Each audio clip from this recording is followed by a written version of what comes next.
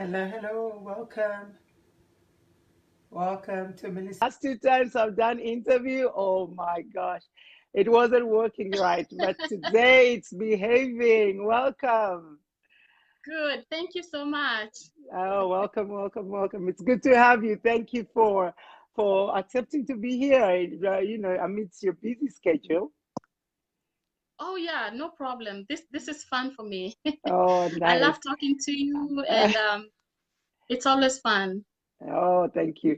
I love talking to you too. The last time we were here, I think it was last year, we did Mm-hmm. something similar.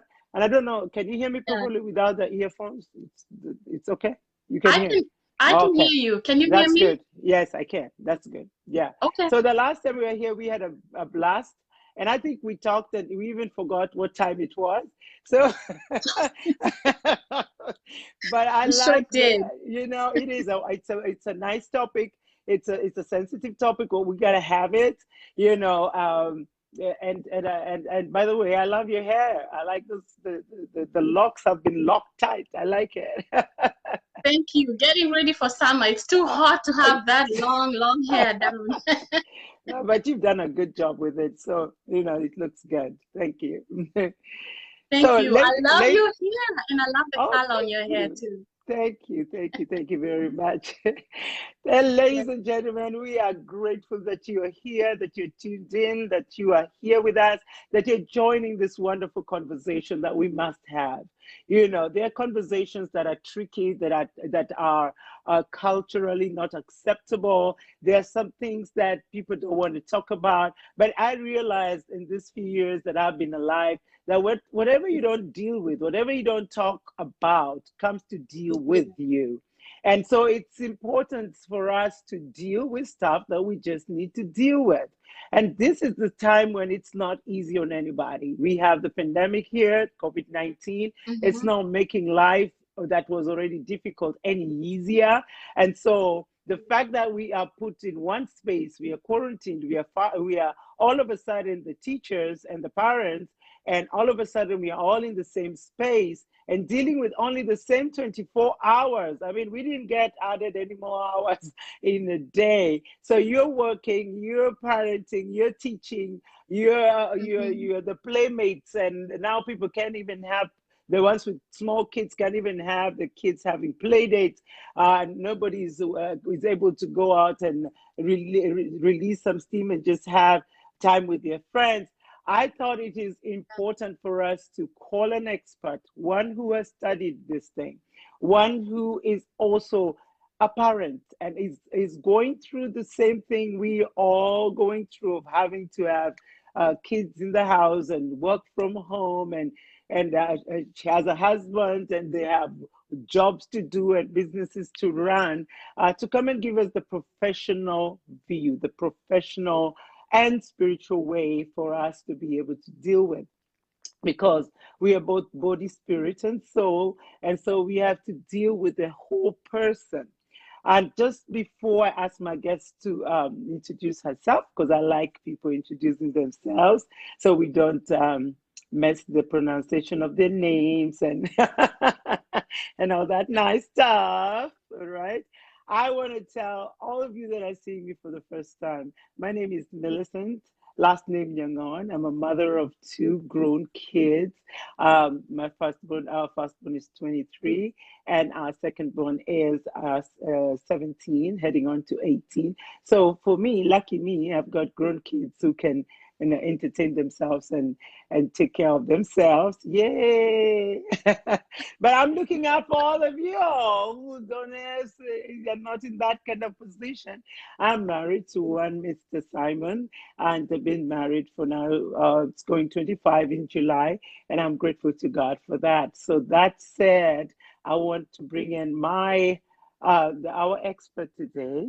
Uh, Julia, please tell the rest of the crowd. I know you, and I know you well, but tell our viewers, who is Julia Sanna? Well, hello, Millicent. Thank you so much for inviting me to talk today and to just share with our audience about this topic about parenting and stress. To introduce myself to anybody who doesn't know me, my name is Julia Sanna.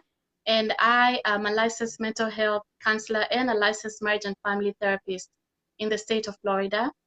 And I've known Millicent for many years, many years. She's been a Yeah. blessing to our family. We lived in Texas before we moved to Florida, so we've known each other for quite a while.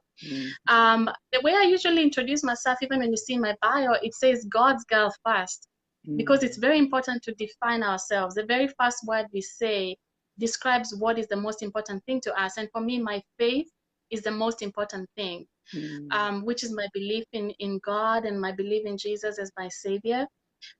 It's vital for me so that I know who I belong to and have a sense of identity, especially during crisis. When it's easy to lose yourself, we have many roles in life that we play. My descriptions are: I am a wife. My husband has been in ministry for a long time. He's worked as a pastor for a long time, in worship ministry, in church planting, as an associate pastor. So I've been in that life of the church world and the ministry for a while, but also working in the community, doing therapy, providing therapy in the community, and working with the youth, helping my husband working with the youth, running girls, teen moms groups and moms groups. A couple of years back, right after my graduate degree, I also did working with, as a behavioral therapist, working with autistic children. So my experience includes couples, individuals, um, and specialties in marriage enrichment, premarital counseling. I've been working a lot with clients facing stress and anxiety, especially in this season, and of course incorporating therapy. But the most meaningful part is when I get to talk about God and therapy for clients who would like to talk about God and therapy, and also being able to partner with amazing nonprofit organizations in the African American community to talk about mental health, because there are parallels between the African American community and the African community in Yes. how we approach mental health. So it's been a blessing, because a lot of us have been taught, don't talk about anything, just keep everything inside, be strong, deal with it. And then we're dealing with an internal crisis, especially as parents during this time. So I think I'm just gonna let you roll because you're the expert here. You got we Our topic is how to deal with stress, and Yeah. parenting stress, Yes. during this pandemic. So just take the floor. I'm just going to interject when there's a question here or maybe something I want clarification. But I would just like you to have Yeah. this moment and just tell us how to deal with stress. Some will be saying, Yeah. "Okay, I don't have a child. I have a husband. All of a sudden, we are with my husband 24/7, and they don't know how to deal Mhm. with that." So I want you to have free range and freedom to just talk to us all that. And then there are those who have children who are special need kids. So Yes. we let's just roll and tell us how to deal with stress during Right. this time. Great. So the first thing I want to share with us as parents, is to acknowledge our stress. We've learned to bottle so much in that we end up dealing with internal stress that's also affecting our immune system. And right now we know that anything we can do to improve our immune system is really important. So we need to look at stress as a health hazard and find ways to relieve it. And that's what I'm here to share with us today. So number one is acknowledging the stress and then knowing the source of the stress. Um, is it parenting? Is it the children? Or is it that we feel out of control with everything coming to us at the same time? Because for a lot of the parents, uh, most of you are workers, and your job either send you home or you are followed because the job decided to not let you work for a couple of months, or maybe unfortunately you even lost your job. And then if you have a spouse at home, you have roles that are switching. So it's really stressful for someone who was not used to doing one type of thing coming back home to do it. So the stress does not apply only to the women, it applies to dads and moms, and single parents too. And really, I don't like that term. I prefer using the term parenting alone, Yeah. because Sometimes when we say single parents, we make people feel as if they're less than or they're missing something, and they're not. And parents who parent alone are important to me because my mother parented alone. So I always want to assure you that the children will turn out okay, not to go into the state of panic right now because everything is haywire. So number one, once we acknowledge the stress, acknowledge the source of the stress, because you cannot deal with something when you don't know where it's coming from. So if it's the children that are stressing you out, what is it? Is it the fact that, is it the schoolwork that they have to do? And we're there, by the way, because we're parents of 4 children, right from high school, middle school, kindergarten, and pre-kindergarten. So we have the whole gamut of school. So we understand, I completely understand the stress that we're facing, because it's a stress that I've faced and I'm facing and have to remind myself of this every day. So if it's something that you don't know how to do, then you reach out for help to the teachers. Do not feel as though you will appear dumb to them because you don't know what to do with the children. That's what they're there for. They need that partnership with the parent to also know how to help you as a parent, to be able to get the kids to finish. And one of the things that we noticed is um, the kids are also going through stress, by the way, which is one thing that I want to Mm-hmm. talk right at the beginning about. We forget the fact that the kids are in a pandemic too. They're Mm-hmm. dealing with stress, therefore their tantrums are not just regular tantrums. And they're not able, if they're younger, they're not able to express why they feel the way they feel. They just know something is different. They can't go to the park. We might explain why, but they don't really know why they can't go to the park. They feel the atmosphere is different at home, but they can't put a finger on it. If you're a church going family, they know there's something wrong because you're not going to church. You've been going to church at home. And that's what we were doing here in Florida. Churches were not really good. We were going in to record the live sessions, but not have children or people in the services. And the reason I also mention that is because I'm a singer. So I know that whole stress of performing different duties and the kids wondering what is what and being stressed out about it. So as parents, I would really love us to acknowledge that our kids are also going through stress. One of the times my son came and asked me a really important question. He said, do the teachers know there's a pandemic? Because sometimes they expect our homework as if it's the regular school time. And I found it really funny But because the that's kids are like, true. exactly. Why am I doing like today? He's not the only one, by the way. All the kids are saying this. Yeah. He's like, why do I have to take this exam? Why is it necessary right now? And we have to say, well, we have to know the standards of where you are right now. So Mm-hmm. the kids also have that questioning attitude. And instead of us disciplining them for asking questions, step back a second and just listen to the heart of the question. I want you to get my words correctly. Listen to the heart behind the question. Sometimes we assume, especially when we're parents who were raised in a culture that believes strongly in discipline, sometimes when a child questions us, we assume they're being undisciplined or being rude. So I would like us to step back and listen to the heart of the question. Is it worry? Is it concern? Is it fear? Is it stress? Is that why they're asking, or they don't want to do their homework? Or is it just a regular kid who doesn't want to do their homework because they want to play?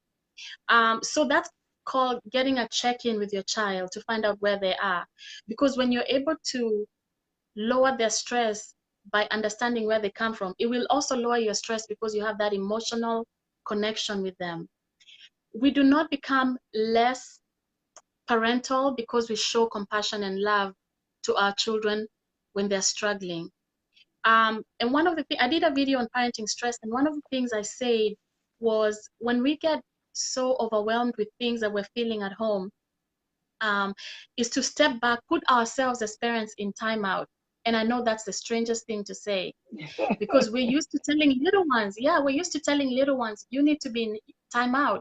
Go sit in your room, do your homework in your room, or spend some time reading a book or whatever it is. But in the situation where we as parents are stressed out, or as a couple, if you're married, you're stressed out, you say, I need to take a time out. Mommy, daddy needs to take a time out. And you take yourself out to another room and figure out why you're reacting in anger before you discipline your child. Because one of the unfortunate things that is happening during the crisis is a lot of parental and adult abuse on children because of anger. So it's not the regular spanking, it's not the regular discipline, but it's a heavy-handed discipline out of anger, and we don't realize it's not just anger, but it's a stress that we ourselves are feeling. And then we don't realize the kids are acting out also because they're stressed out and fearful. So when we step back in our rooms, take a deep breath. I talk about breathing a lot in the videos that I have on YouTube, because taking that deep breath will give you a second to think. And I use 4 words that I say: stop, breathe, think, act. All right, I'm gonna go through those again. Stop, stop what you're doing, give yourself the time out. Breathe. When you go in that room, take at least 4 to 5 deep breaths to calm your system from the stress you're feeling. Think through the issue before you react to your child or react to your partner, whoever is in the house. Am I really reacting to what they said, or am I so mad about other things that I'm letting it out on them? So that second to think will help you before you answer, talk back, respond to them. And then by the time you act, you've already had a clear mind to realize why you're acting. So that when you go back to, whether it's disciplining your child, you're disciplining them out of a place of having thought of, why do I need to discipline this particular issue? And then coming back, we also need to exercise self-compassion. We're being really, really hard. Yeah, self-compassion. We're being really hard on ourselves as parents, because I don't know any parent who feels as if they're on top of the world every time. There's always something we look at and we say, you know, I could do better.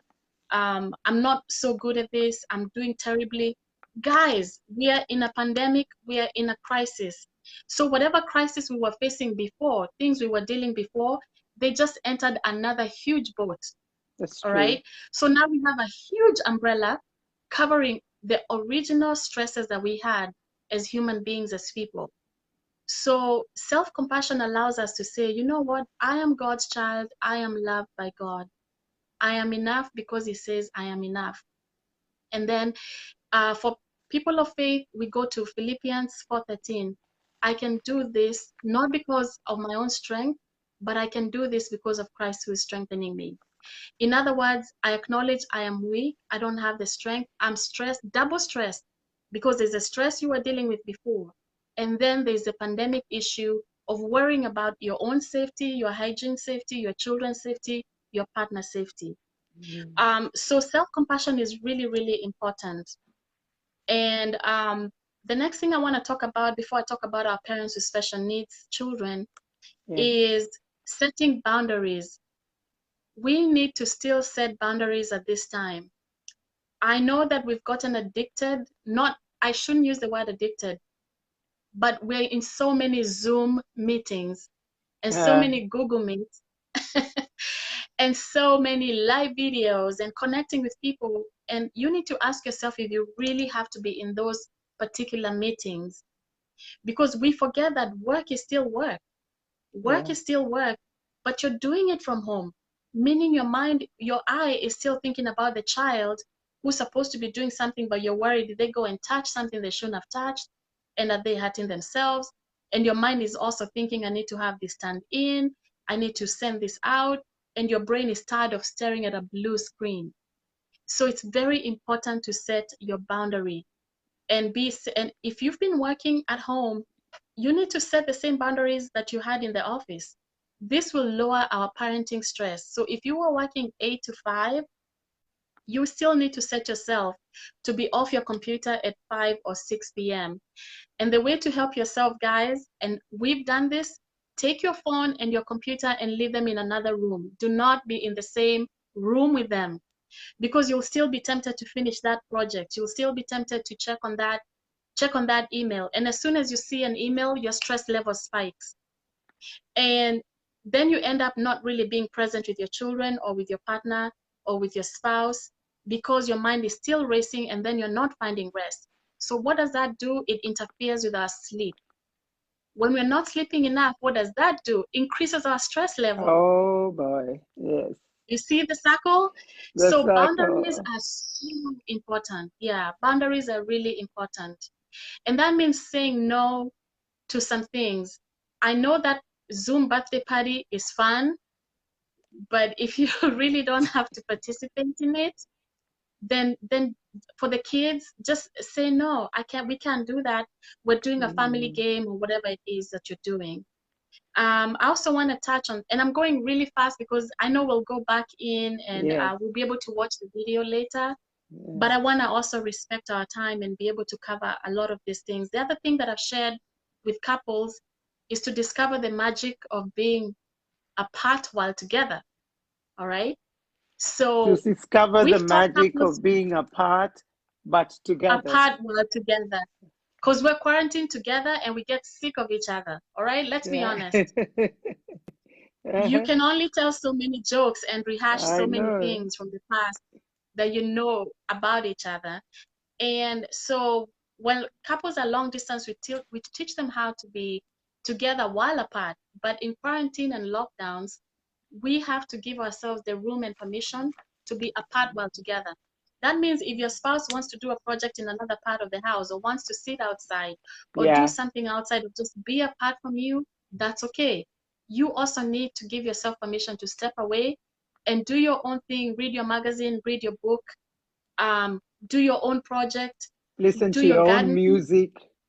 listen to your own music, whatever it is. Practice apart while together for your sanity and That's for the good. sake of your marriage and your relationship. It is really vital. Um, and also, do not dictate for your partner what they should be doing in their alone time. Because we do that. We get the honey-do list. And then that Mm-hmm. honey-do list adds to our stress level and adds to the parenting stress. So I want to, again, this is an act of setting boundaries and self-compassion that we learn how to be apart while together. It also helps you love your spouse. And I'll give Yeah. you a perfect example. My husband has been writing a lot of music. He's a musician too. And I have decided I don't come in. I just enjoy listening to it from the outside. Yeah. But I know he's enjoying that time that he's being creative again. So um, I could think of a million things to ask him to do. And he could think of a Yeah. million things to ask me to do. But Yeah. that time apart has been so important because we went through a real lockdown here in Florida for a while where there was really no going anywhere other than the grocery store or recording with less than 10 people and then coming back. So right now I want to look at the question that came in about Yeah. special needs parents, right?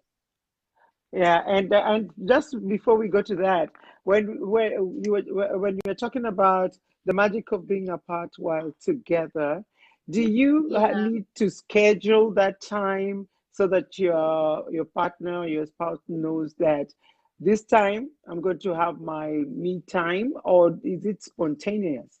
I mean, does it need to be scheduled so that it doesn't throw off the whole, equilibrium of the family? That's a really good question. And I'll say the answer is both. It can be spontaneous in that sometimes during the lunch hour, everybody will kind of drift because the kids are done with school for most people. And during lunch hour, maybe one person will go watch the TV, or maybe the other Yeah. person is making phone calls, or someone is outside in the patio.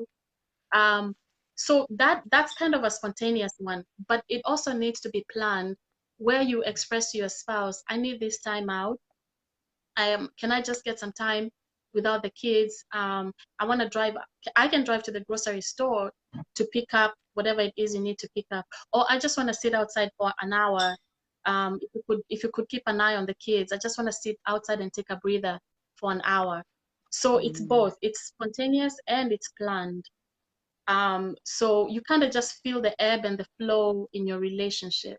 So it's just a matter of you assessing as to where you are at that particular time. If you're feeling a little bit overwhelmed, then you're free to Yes, you're free to say that I need to step away for a little bit. I need to go take a nap. I need to go out here. I yes. need to take a drive for a little bit, and then be able to come back when you are feeling better, right? Yeah, and sometimes that means a text, Yeah. especially if you're experiencing tension with your spouse. It Yeah. could be just a text that I just Yeah. need to take a walk. I need to clear my mind. I need to take a walk. Please keep an eye on the kids, you Yeah. know? Yeah. So, and again, we're being compassionate to ourselves and being compassionate to our spouse, which is And the kids. extending grace to them. Yeah, Now I give have them a a kid. benefit of the doubt. I have a question on behalf of the kids. Don't you think the kids are also getting tired of us? Like we are just on them like hawks. Do you think they need a timeout just from us? Like they should just be I allowed am to a, go to another room and just play yes, and with no mother or father saying, why did you drop that thing there? What did you do? Can they just do yes, that? yes. And actually, I strongly believe in free play and free time for kids. Because to be honest, kids are only really kids for only 11 years, 12 years, and Yeah, then life yeah. gets so serious.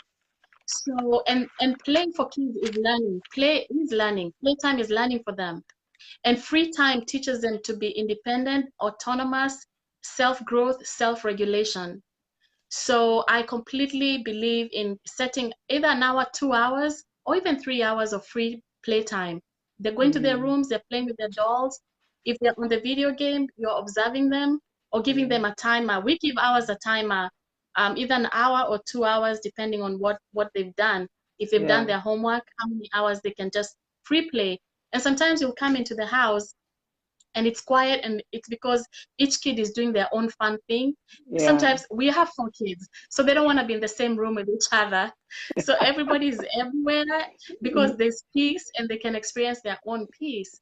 it's And that's a nice. really good question. Let the kids have some free and scheduled time Yeah, for their own mental health too, because we forget that kids also need mental health, growth, and just that time to free play for yeah. themselves, to self-regulate and grow.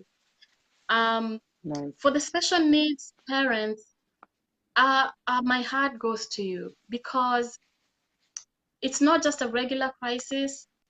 The child also feels a change in the air. I believe that our special needs kids have special gifts. Let me repeat Yeah, that again. They have a yeah, special gift of intuition. The Lord has yeah. given them a way to know when things are different, even if Mhm. they're not able to articulate it.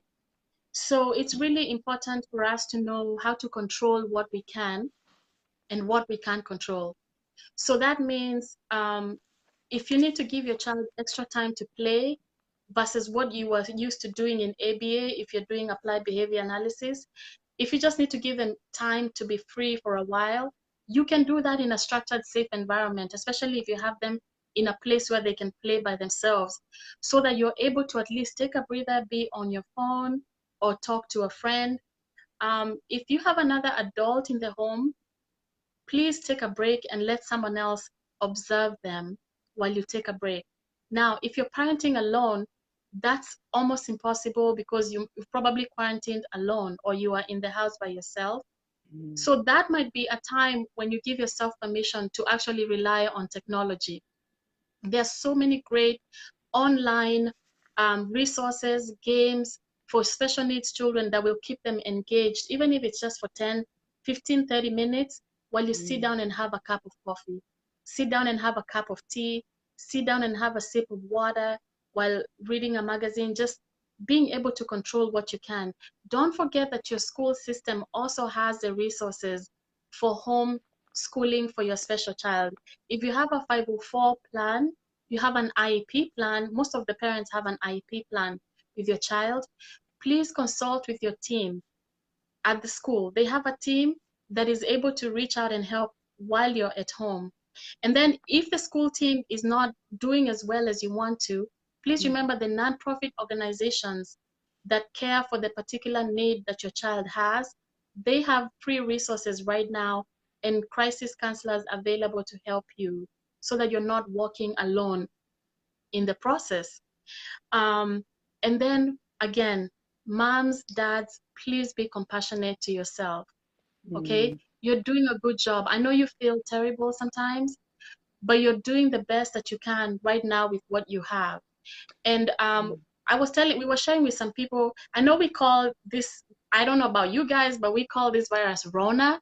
So Rona. we say, if you set your mind to the time before Rona, and time after Rona, kind of like before and after, you are going to have such a better time adjusting to what is happening now. But Yeah. if you're stuck on the past and getting things to the way they used to be, you're going to increase your level of stress because nothing is going to go back the way it Yeah. was. It will be Yeah. different from the way it was. So if you just decide this is where I am right now and find a way to find joy in the middle of now. So Yeah. that might be when we have our kids or special needs kids, maybe today they were able to articulate a word that they haven't been. If you have a nonverbal child, maybe today they were able to say something. Celebrate that like it's the greatest thing in history. Yeah. So that means finding a moment of joy in the middle of the day and setting for yourself and even noting in your Mm. journal today the Mhm. moments of joy were A, B, C, D.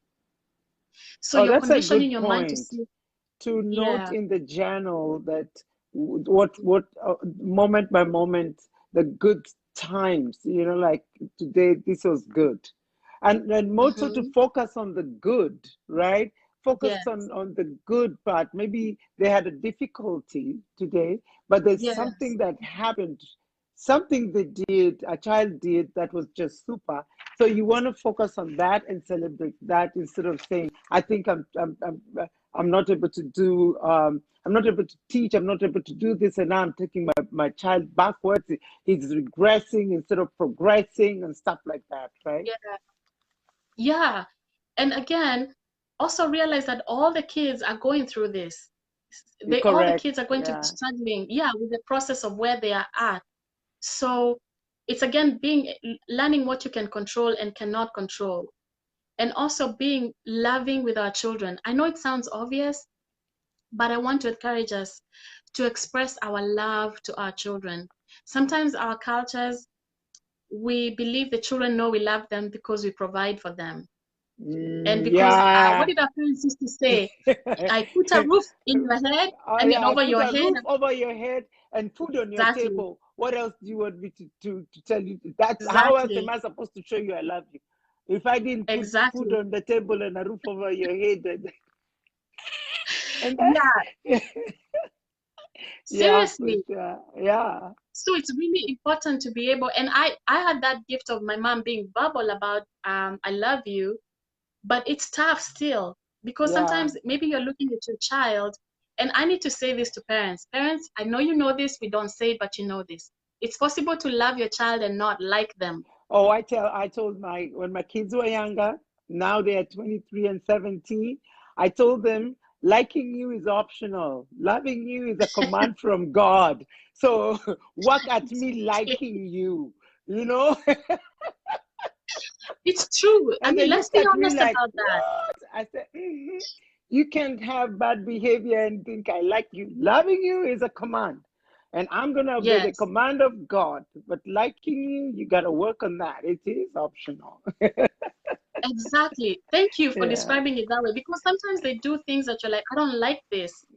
And I Hmm. don't feel like I like them, but you love them because love Yeah. is Yeah. unconditional, should be Yeah. unconditional as a parent. Yeah. So let's hug our kids and let me be more specific. Let's love our children in their love language. Yes. So if Good. your child Yeah. loves, yeah, if your child loves, you've noticed your child is a hugger, hug them to express their love. If your child prefers an act of service, then do something with them or doing something for them. If they love receiving gifts, maybe you're making cards at home and having the other kids give them something. If they like words of affirmation, then use those words. Tell them, wow, are you proud of the great job you did today? You Yeah. know? Yeah. So express the love to the child because they doubt themselves. They think I'm a terrible person because we as parents sometimes don't express that love. And there's no wrong way of expressing your love as long as it is not at all abusive to the child and you're not um, breaking their boundaries. And So, another thing that just staying in the place of cultural differences, and sometimes we act out of what how we were brought up. Like yeah, sometimes a child comes and tells a parent they're great and they're excited about the fact that they passed or they did well, And then the parent Yeah. says, and isn't that what you're supposed to do? That's exactly what you're supposed to do. You're supposed to pass. Exactly.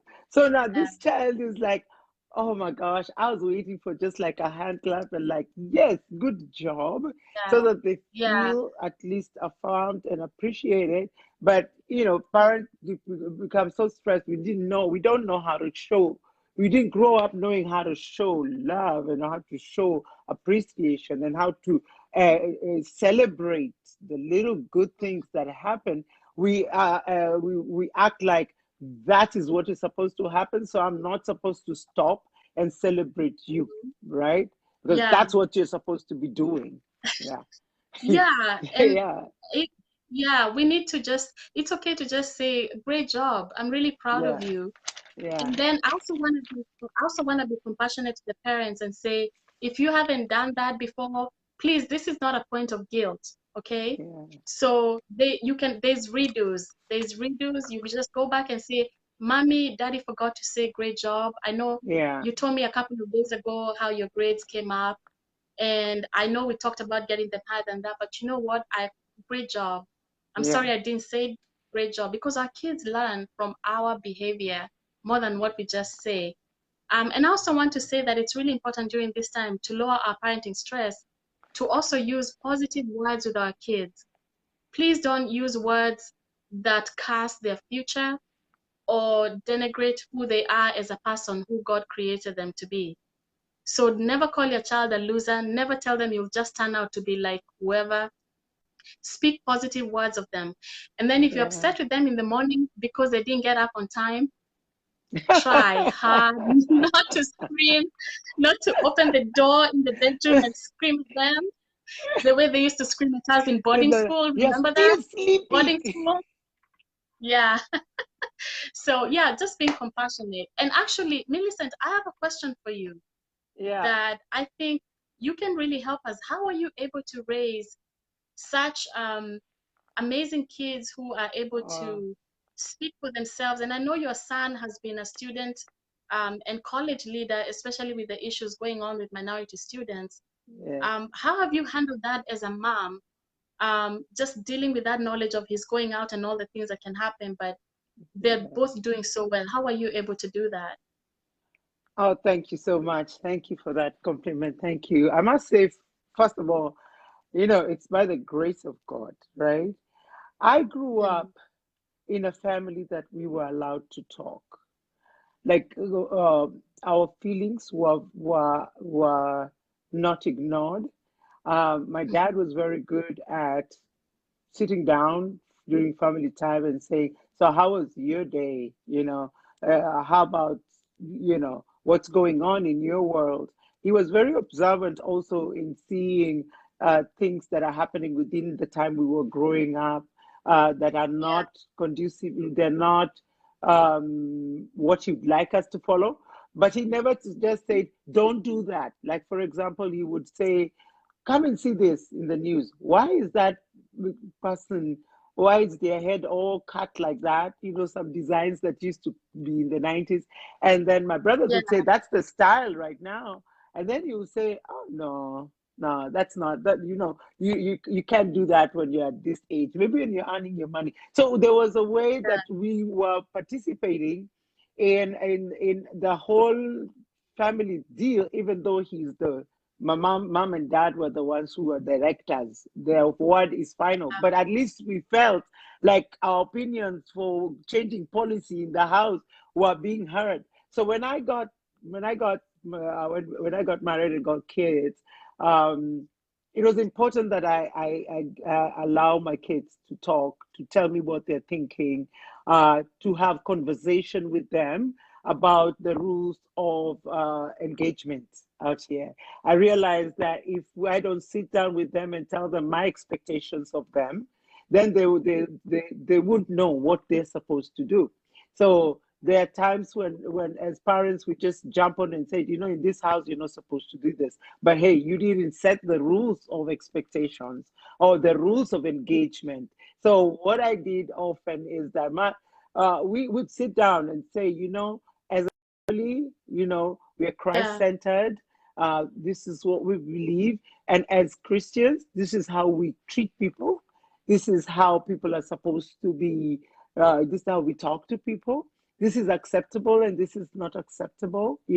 Human beings are like one, two, Yeah. three. And so stand up for what you believe, no matter what. Stand up for what is right. So we would have these conversations like from when they were young. So we came with Joshua when he was 4 years old. And as any child, he would, Yeah.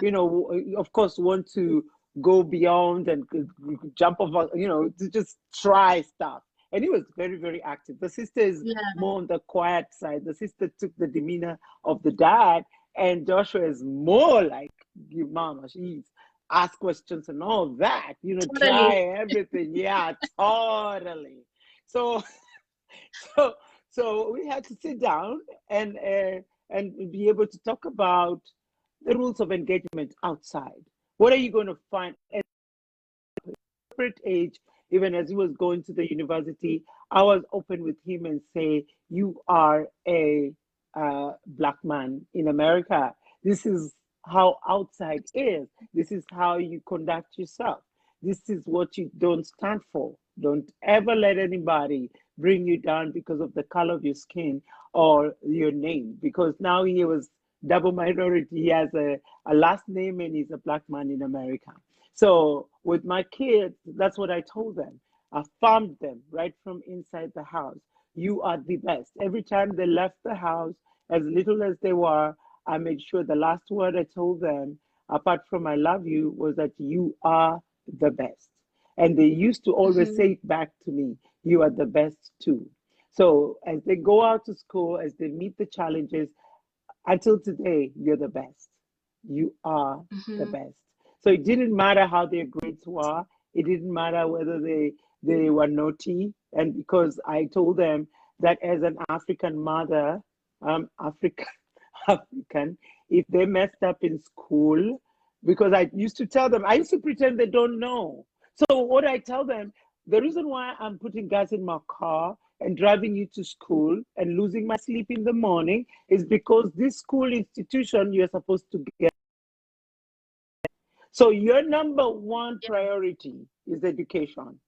In the institution of learning, there's a person called a teacher. Okay, that teacher will stand in front of your Yep. class and will be teaching you. So you have no business talking to your little friends out here because all of you need education. So if the person on your left and the person on your right, when the person in front is talking, you are not going to get educated. So I had those kind of conversations.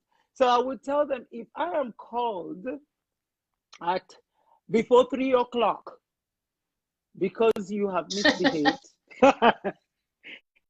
they get me out of whatever it is I am doing before 3 o'clock when I'm supposed to come back for you. Because between 8 and 3, we are all doing us, doing our thing. I'm doing my thing. You're getting educated. Daddy's doing what he's doing. Everybody's out there doing what they need to do. So nobody needs their time interrupted. But if they interrupt my activity to come to school because you are not listening to the educator, uh, I will chop a kiboko right there. So I didn't know better than kiboko because I just came from Kenya. So I would just be. So the first word even Sifa learned, because Sifa was born in America, the first word she learned was kiboko. I never really got to use it, but the fact that they knew it somewhere in the house, and I must confess, because I don't want any parent to feel like I have evolved. My parenting skills evolved as I went. But my first line of parenting skill was to make sure the child knows Kiboko is somewhere in the house. So one time I told Joshua, wherever you commit the crime, the Kiboko is there. So we had Kibokos, we harvested them together, and I'm not saying this is what any parent's supposed to do. I'm just saying, as you say, maybe you did it wrong, now you can change. So what I did, I have a stethoscope, put them on top of the fridge, one in the bathroom, just somewhere far, because he used to break them when he found them all over the place, up somewhere. I ain't going there. So, but in the sense of talking to the kids, just telling them what the world is all about as they were growing, telling them that no matter what anybody says to them, Yeah. this is what the word of God says about them, and this is what I Yes. say about them, and they are the best, and they need to stand up, and they never need to be afraid. They need to talk, they need to tell me when things are wrong. When a teacher is unfair to them, they need to tell me, because I'm going to come Yes. into the school, and the same way I would come if they messed up, it's the same way I'm going to come and advocate for them. I told my kids, I am Yes. your number one fan. I am your number one advocate. Ain't nobody gonna mess with you. I carried you for 9 months in my womb and pushed you out. So nobody is going to mess with you. So just making sure my kids know we are on their side 100%, but we expect them also to behave accordingly. Yes. Yeah, Wow. yeah, That's powerful. Yeah, that's really powerful. And it's really important because we forget um they're learning. When you set yeah, boundaries like that, they learn yeah, there's safety and there's yeah. joy and love and security in knowing where the boundaries are with them. Uh, yeah, So yeah, I just want to reiterate again for our parents watching, um, God's got you. yeah, We are a community. We are here for yeah, each other. Lovingly show love to yourself, number one. Let God love you, then show love to yourself, and let our kids know that we love them. yeah, And then realize that this is a unique situation. They're yeah, going through stress as we are, but those are some tips that we've shared that are really going to be able to help us be able to cope and yeah, process this. And when this is over, this too shall pass, by the way. No yes, crisis it lasts will. forever. Yeah. It will pass. It will pass. So as we wind Yeah, up, for those who have just come, could you just go through like a summary of all the points you give to us as we wind up? Give us your final word and just give us those tips one more time, and then we will close.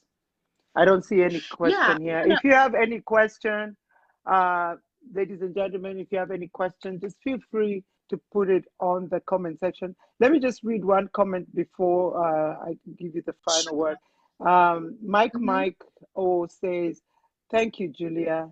Parents, single or alone, single or lone parents, none is a better term. Society labeling is a big pandemic uh, that will take us a long time to erase, especially on the views of people have a single or a lone parents. This is in reference to parents of both gender. Thumbs up to our single parents. They work so hard. Question, Julia, Mm-hmm. how come kids from single parents generally make it in life? I mean, in big ways. Should we then just encourage lone single parenting in the kids' success? You know what?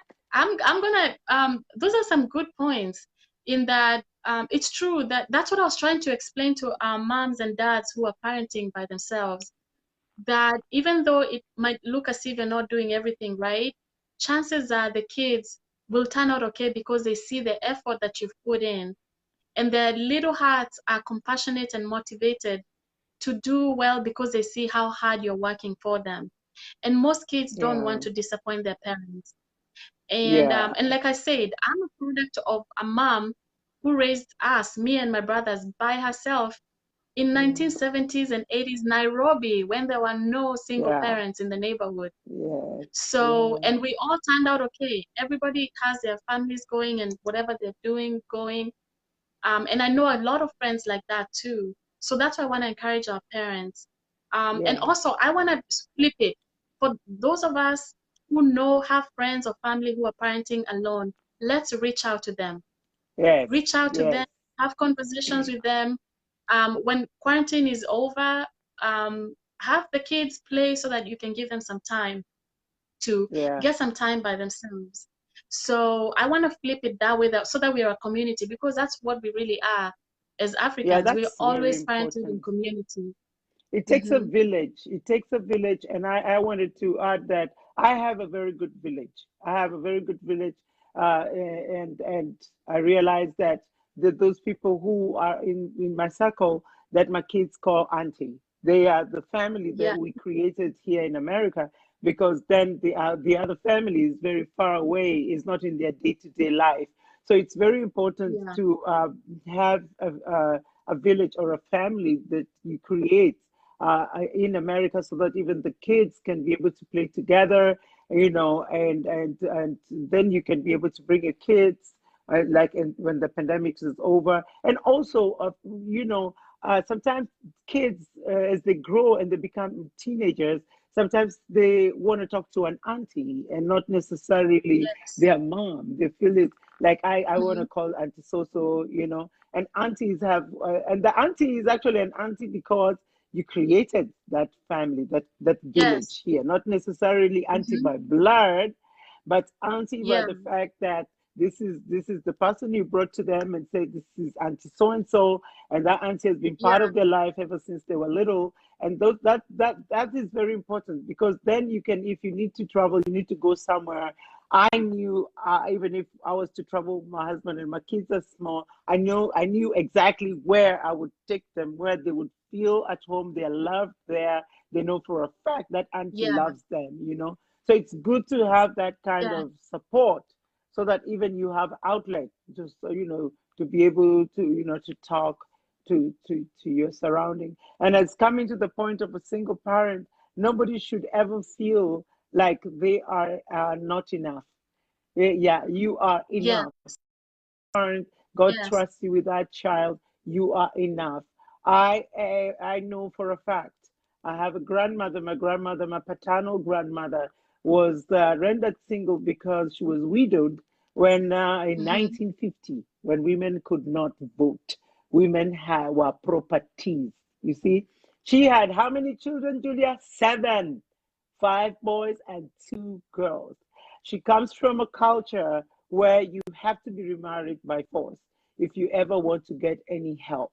But because of her faith in Christ, because she was born again, she said no. She said no to the cultural practices. She said that now that her husband is dead, my grandfather, she's taken up Jesus, and Jesus will help her along the way. Let me tell you, I report, I am her grandbaby. My salvation, literally, she has been my first mentor, even in my walk. Many things that I know, I can write a book on the lessons from my grandmother. She raised Yeah. fantastic kids. She raised five boys who all went out and became productive members of the society, working for great companies in Kenya. And she had two girls who, one of them ended up being the principal of a high school called Kisumu High School, and another one became a business person. So all her seven kids were Yeah. raised fantastic. So just because you're single doesn't mean that you cannot raise good kids. Okay. Yeah. Thing Wow. has